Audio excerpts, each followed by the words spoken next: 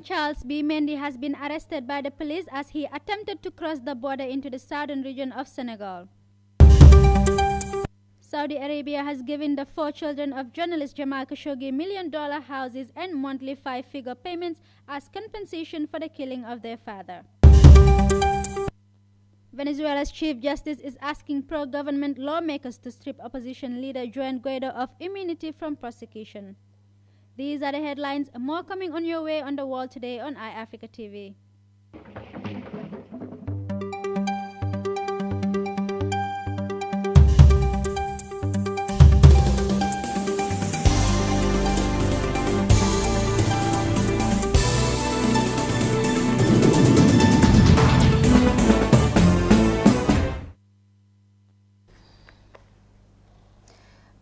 It's 10:30 p.m. in Istanbul, 11:30 a.m. in Washington State, 19:34 in GMT here in the Gambia. You're watching The World Today Evening Bulletin. We now kick off with our first story. John Charles B. Mendy has been arrested by police as he attempted to cross the border into the southern region of Senegal, Casamance, through the Djibouti-Syleti border crossing. Mendy was a witness before the Truth, Reconciliation and Reparations Commission (TRRC) on 19 and 20th March, who admitted being witness to 9 tortures but claimed he participated in only 1.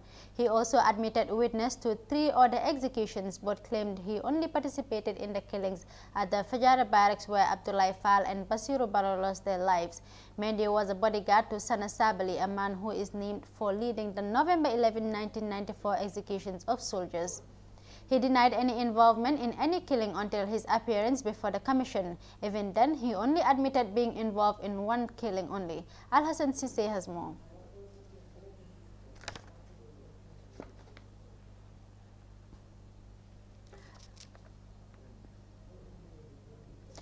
Earlier today, I spoke to the Public Relations Officer, PRO of the Gambia. Saudi Arabia has given the 4 children of killed journalist Jamal Khashoggi million-dollar houses and monthly 5-figure payments as a compensation for the killing of their father. The kingdom is trying to come to a long-term understanding with the Khashoggi family members to encourage them to continue to refrain from criticism in relation to their father's killing by Saudi agents. Saudi operatives killed Khashoggi, a Washington Post contributor who was living in the United States, on October 2, 2018 at the Saudi consulate in Istanbul, where he had gone to collect documents for his planned wedding. Sadio Sambo has more. Saudi Arabia is compensating the children of slain journalist Jamal Khashoggi for his mother, the Washington Post reported. Each of the children were given houses in Jeddah worth as much as $4 million apiece as part of a preliminary settlement, and they are also receiving monthly payments, the Post reported. The Post said the 5-figure payments that Khashoggi's 2 sons and daughters were getting are part of an effort aimed in a part at ensuring that they continue to show restraint in their public statements about the killing of their father. The newspaper cited current and former Saudi officials as well as members of Khashoggi's family.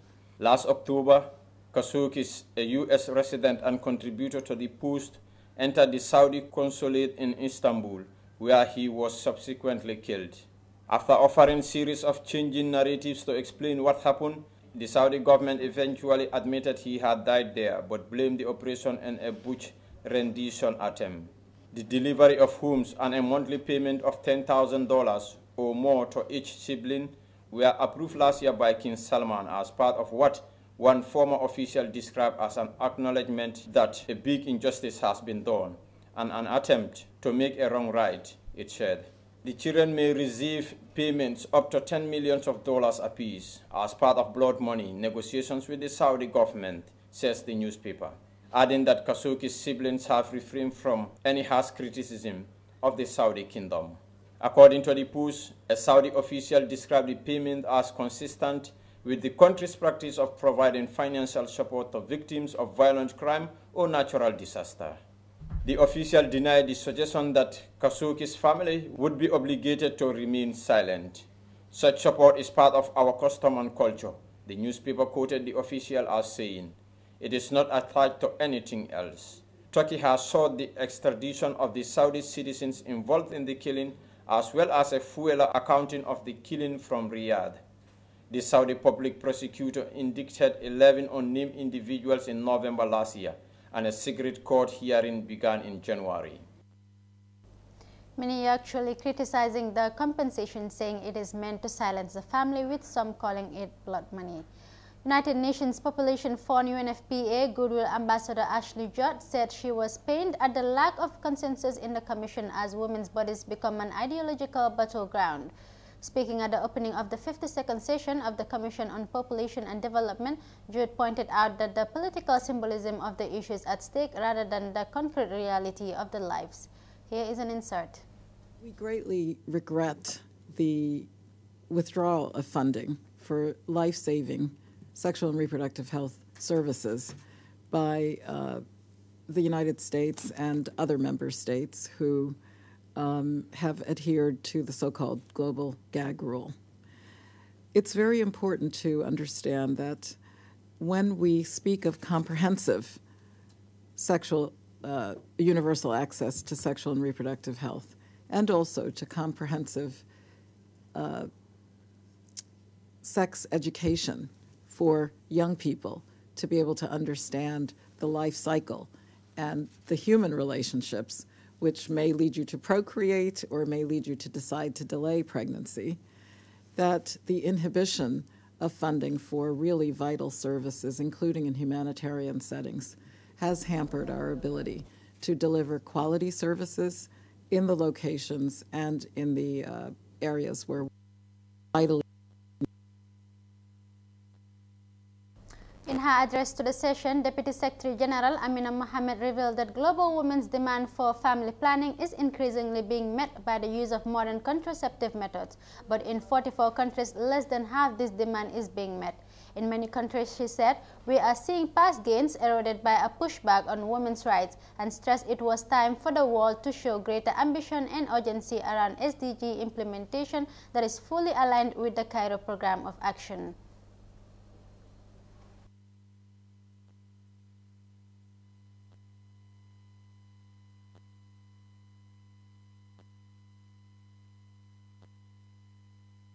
Sadly, we are seeing past gains eroded by a pushback on women's rights.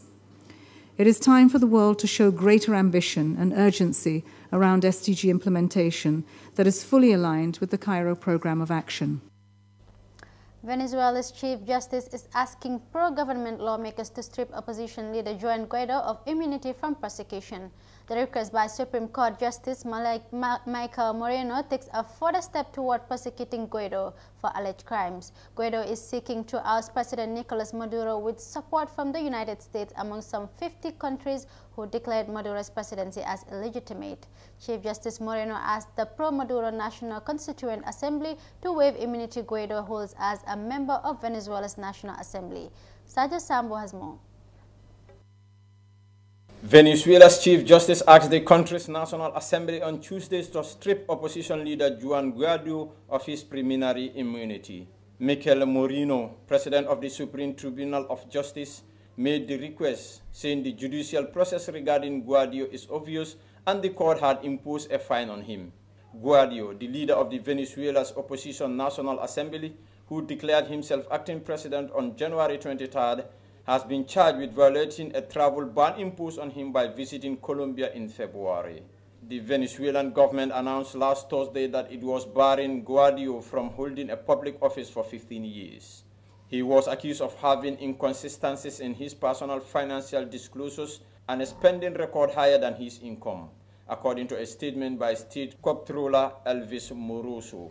Moroso said all lawyers were obliged to disclose their financial status and spending in line with the Venezuelan laws. Since 2015, Guaido had made 91 international trips without authorization from the National Assembly, for which he spent $300 million bolivars, equivalent to $30 million US, and did not record where the money came from, Amoroso added. Supporters of Venezuelan President Nicolas Maduro will take to the street on April 6th. Diosdado Cabello, deputy chief of the ruling United States Party of Venezuela, announced at a press conference in Caracas that they will gather then for a few days of anti-imperialism rally. Guaido previously called on his supporters to take to the streets the same day for what he called Operation Freedom.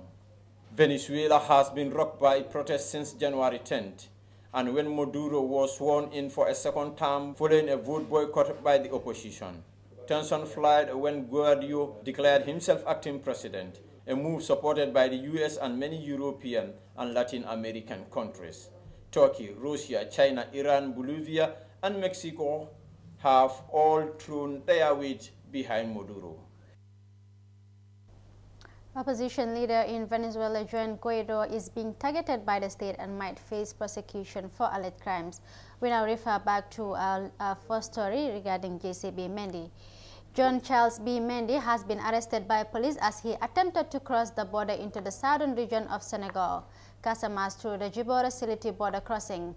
Mendy was a witness before the Truth, Reconciliation and Reparations Commission on 19th and 20th March, who admitted being witness to 9 tortures but claimed he participated in only 1. He also admitted witness to 3 other executions but claimed he only participated in the killings at the Fajara barracks where Abdoulaye Fall and Basiru Barrow lost their lives. Mendy was a bodyguard to Sana Sabali, a man who is named for leading November 11, 1994 executions of soldiers. He denied any involvement in any killing until his appearance before the commission. Even then, he only admitted being involved in only 1 killing. Al-Hassan Sisse gives us more on that. Former athlete to Sana Sabali, Mr. John C.B. Mendy, was arrested today as he was attempting to leave the country for Casamance in the southern region of Senegal through Djibouti-Syleti border crossing. John C.B. Mendy appeared before the Truth, Reconciliation and Reparation Commission on 19 and 20th March. He testified on many events including the 11 November 1994 incident. According to Minister of Justice press release based on the evidence available with the TRRC, it was evident that Mr. JCB Mendy was outrageously dishonest in his testimony about his role in several incidents of violence. It said Mr. Mendy's outrageous dishonesty in the face of overwhelming evidence to the contrary betrayed a lack of empathy towards the families of the victims and unwillingness to cooperate and assist in the reconciliation process in the country. In his testimony, the lead counsel could be understood for reiterating on the false information he was relaying.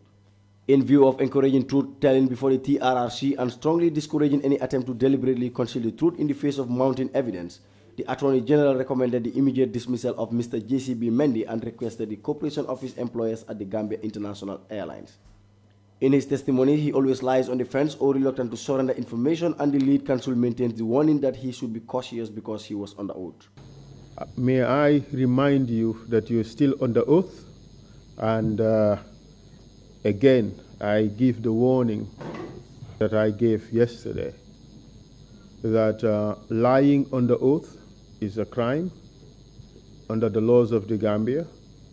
Lying before the commission, the Truth Commission, is also a crime under the laws of the Gambia. Do you understand what I have just said? I do. What else happened? And the film was destroyed. Was he beaten at all?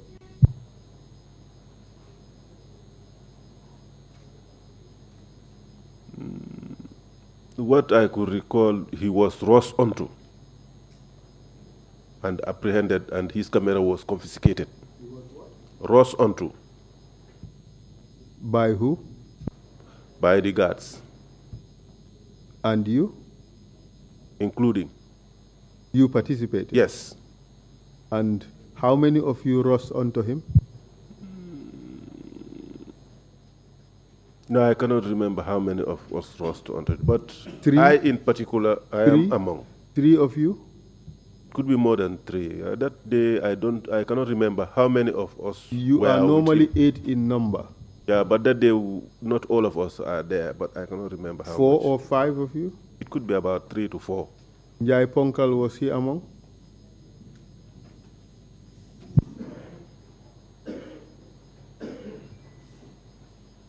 Njai. No, I cannot remember. So when you rushed onto him, what did you do to him? We've confiscated the camera. And what else? And destroyed the films. And what else? I remember either the camera was destroyed or the camera was confiscated. That is where I cannot remember now. But was he slapped? It could be he was slapped. Was he kicked? It could be. Was he hit on his body? It could be. It could be. So essentially he was beaten. Likely he was beaten. What do you mean? Likely he was beaten. You were there. You jumped onto him. Yes. You want to tell us that likely he was beaten as if you don't know? No, but actually, you know, when you say he is beaten, you could confirm straight away that he is beaten. I cannot confirm straight away, really he was beaten. But I know of being rushed to him, confiscated the camera. We confiscated the camera. You acknowledge that he was slapped? Yes? I didn't acknowledge that. You said he could have been beaten. He could have been slapped. Yes. You but also acknowledge... The Ministry of Justice reiterates its call for all witnesses who appear before the TRRC to be truthful at all times, especially in respect of their involvement in human rights violations and abuses. It said the need to establish the truth about these events, and the families of the victims deserve to know the truth about their loved ones. The perpetrators are particularly encouraged to be truthful and to take advantage of the amnesty provisions at the TRRC and give reconciliation a chance. The ministry further assured the general public that the TRRC process is not a witch hunt and that there is no need for anyone to abscond from the country, but that any attempts to deliberately conceal the truth in face of overwhelming evidence will be regarded as an attempt to undermine the integrity of the process and an unwillingness to cooperate and assist in the reconciliation process, and will therefore bear serious consequences. Reporting for iAfrica TV, I am Al-Hassan Sise. That was Al-Hassan Sise reporting on the case of JCB Mendy and an attempt to leave the country today. Earlier today, I spoke with the Police Public Relations Officer, PRO of the Gambia Police Force, Superintendent Lamin Jai, on telephone on the arrest of JCB Mendy. As part of the ongoing case of JCB Mendy, we would like to get the police version of what is actually happening. First, we would want you to confirm if he's actually in police custody as of now. Yes, we can confirm that he is under police custody. And like I said before, he was about crossing the borders at Jiboro to get into Siliti End, and he got intercepted by the police, and currently he's helping the police in their investigation. Where is he at the moment? He's currently under police custody. Right now we want to investigate to ascertain his motives or reasons for crossing the border, and meanwhile he's helping the police in that investigation. Mr. Jai, can you tell us what are some of the alleged offenses that Mr. JCB Mendy has actually committed? As of now, we wouldn't be able to tell what alleged offenses, like you are putting it. We wouldn't be able to tell that because we want to investigate to ascertain what are his motives or reasons, and based on the outcome of such an investigation, then we will be able to determine what appropriate action we can be able to take. Could you actually enlighten us if there's any provision that restricts witnesses from leaving the country? Well, what we can tell you is we believe that we need to know the motives of these individuals crossing the border, and this is what we are investigating as far as the Gambia Police Force mandate to investigate into issues that are concerned. We feel that this is something that we have to do, and that is what we are doing. But there's no substantial thing or provision as to which might restrict any witness of the TRRC from leaving the country. I'm not sure about that. This is what I am telling you. What I know is the police is doing their job to investigate and see possibilities of crimes and offenses, and this is what we are doing. Our powers of investigation is what we are using to ensure that we are able to investigate and come up with issues pertaining to situations. And the JCB Mendy case is not an exception to this. Having known that he is about to cross the borders without relevant documentation is something that we feel is necessary to find out and investigate into, and that is what we are doing currently. Thank you very much, Mr. Njai, for joining us and for the enlightenment. Superintendent Njai of the Gambia Police Force talking to me on the JCB incident. Coming up after the break, the 30th Arab League Summit opens in Tunisia with a call by member states to reject the United States' decision to recognize Israeli sovereignty over the occupied Syrian Golan Heights.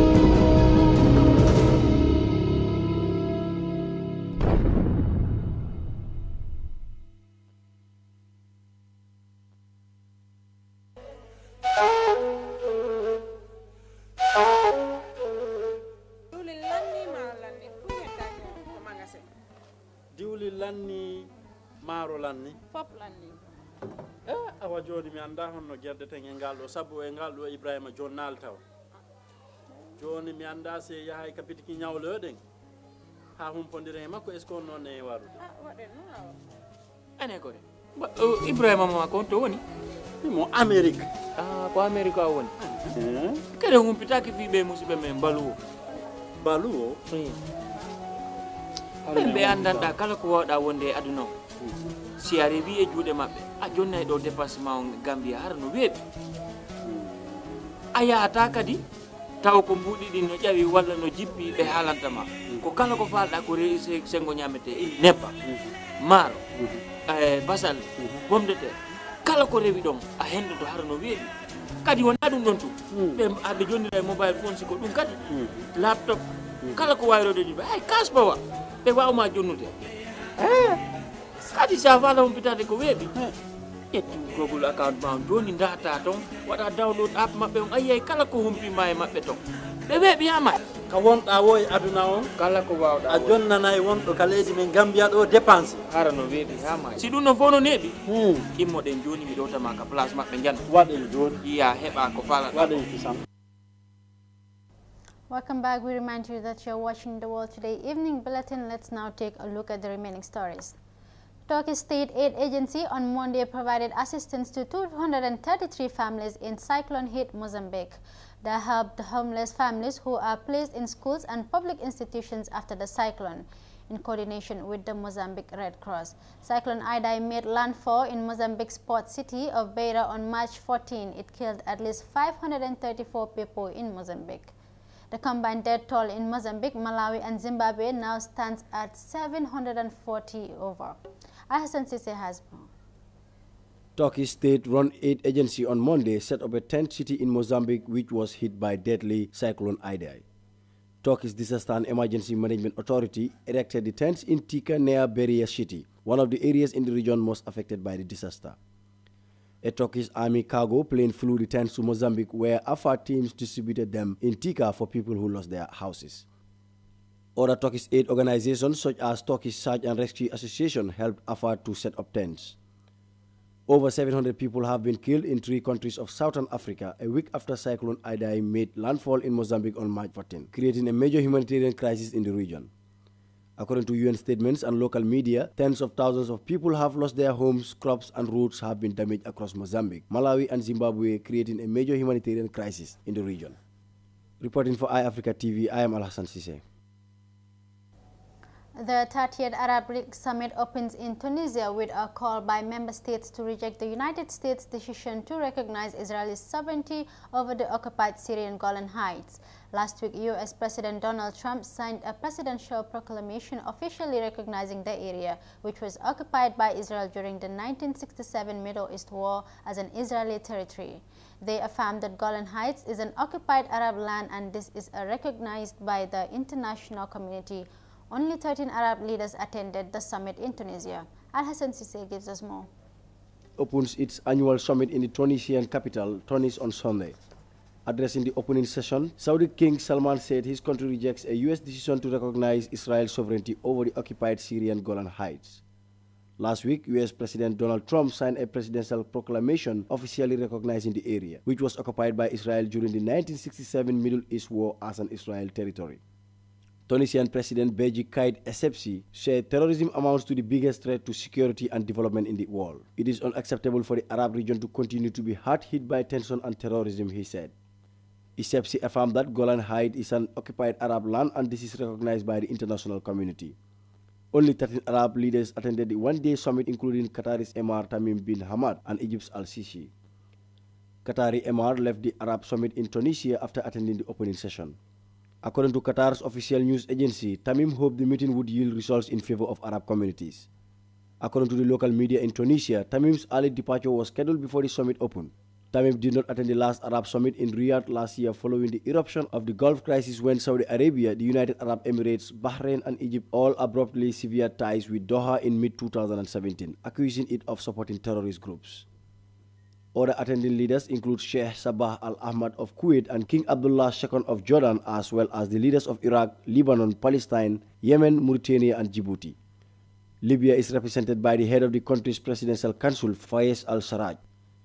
8 leaders are absent from the summit, most notably Sudanese President Omar al-Bashir, Algeria's Abdelaziz Bouteflika, Omani Sultan Qaboos bin Said and Moroccan King Mohammed. War-torn Syria is not represented by any official at the summit as the country's Arab League membership has been frozen since 2011.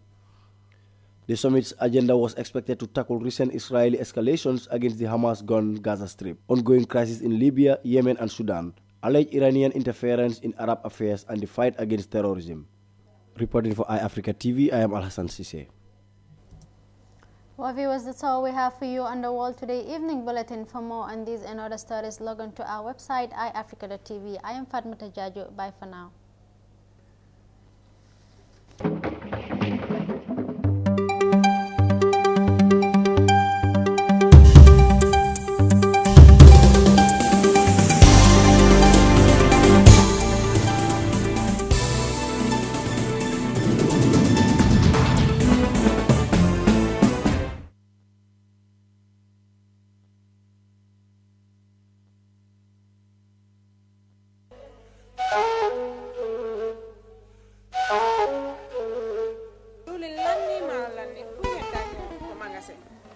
diwli lanni maaro lanni fop lanni awa joni mi anda honno gerdeten e ngal ɗo sabu e ngal ɗo Ibrahima jonnal taw joni mi anda se yahay kapitiki ñawloɗen ha humpodire e makko est ce que on noon e warude waɗen noon awa ane ko de Ibrahima ma ko to woni mo Amérique ko Amérique a woni kede humpitaki fiɓe musidɓe men baluwo baluwo ɓe andanɗa kala ko wawɗa wonde e aduna o si a rewi e juuɗe maɓɓe a jonnay ɗo dépassement o Gambia hara no weeɓi a yahata kadi taw ko mbuɗi ɗi no ƴawi walla no jippi ɓe haalantama ko kala ko falɗa ko rewi sengo ñamete ini nebba maaro basal pomme de terre kala ko rewi ɗon a hendoto hara no weeɓi kadi wona ɗum ɗon tu ɓe aɓe jonnira e mobile phone siko ɗum kadi laptop kala ko wayrode ɗi ɓe hay kaspawa ɓe wawma jonnude kadi sa fala humpitade ko weeɓi ƴettu google account ma joni data toon waɗa download app maɓɓe on ayiyay kala ko humpima e maɓɓe toon ɓe weeɓi hama ka wonɗa wo e aduna on kala ko wawɗa a jonnanayi wonɗo ka leydi men Gambia ɗo dépense hara no weeɓi hama si ɗum non fof no neeɓi immoɗen joni mi ɗowtama ka place maɓɓe jana waɗen joni yiya heeɓa ko falata waɗen kisam